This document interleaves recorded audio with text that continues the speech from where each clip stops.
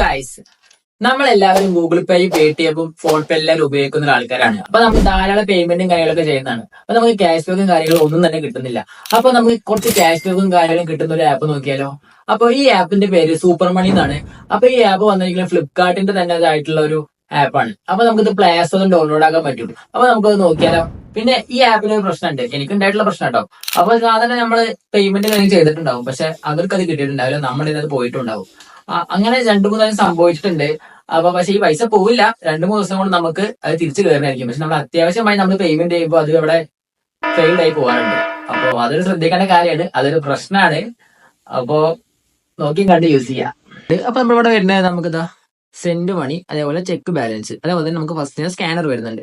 പിന്നെ താഴേക്ക് വരുമ്പോൾ നമുക്ക് അതിൽ സൂപ്പർ കാർഡ്, പിന്നെ റീചാർജസ്, സൂപ്പർ FT, അങ്ങനെ കുറെ വരുന്നുണ്ട്.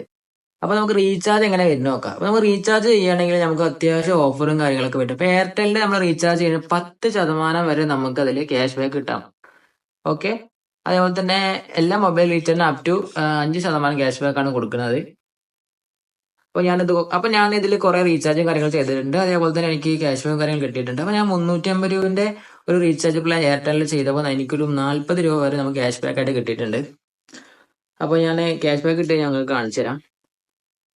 കണ്ടോ, അപ്പൊ ടോട്ടൽ നമുക്ക് കിട്ടിയിരിക്കുന്നത് 226 രൂപയാണ് ക്യാഷ് ബാക്ക് കിട്ടിയിരിക്കുന്നത്. അപ്പൊ ചെറിയ ചെറിയ ട്രാൻസാക്ഷൻ നമ്മൾ ചെയ്യുകയാണെങ്കിൽ നമുക്ക് 0.16, 0.8 അങ്ങനെയാണ്. അപ്പൊ അതിലുണ്ട്. അപ്പൊ നമുക്ക് ഇതിൽ കയറുന്ന പൈസ നമുക്കൊരു 10 രൂപന്റെ മേലെ കഴിഞ്ഞാൽ ഇതാ ഇങ്ങോട്ട് സ്വൈപ്പ് ചെയ്ത് കഴിഞ്ഞാൽ നമുക്ക് അപ്പം തന്നെ അക്കൗണ്ടിൽ കയറുന്നതായിരിക്കും.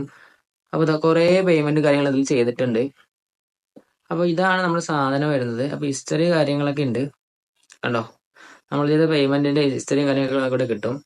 അപ്പൊ ഞാൻ കുറച്ച് ദിവസമായിട്ട് ഞാൻ ഇത് ഉപയോഗിക്കുന്നുണ്ട്.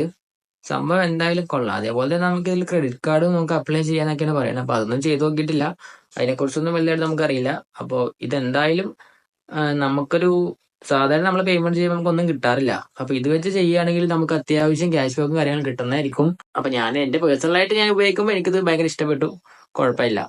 അപ്പൊ ഇന്നത്തെ വീഡിയോ ഇഷ്ടപ്പെട്ടെങ്കിൽ നമ്മുടെ ചാനൽ ലൈക്ക് ചെയ്യുക, സബ്സ്ക്രൈബ് ചെയ്യുക, ഷെയർ ചെയ്യുക. Okay, by.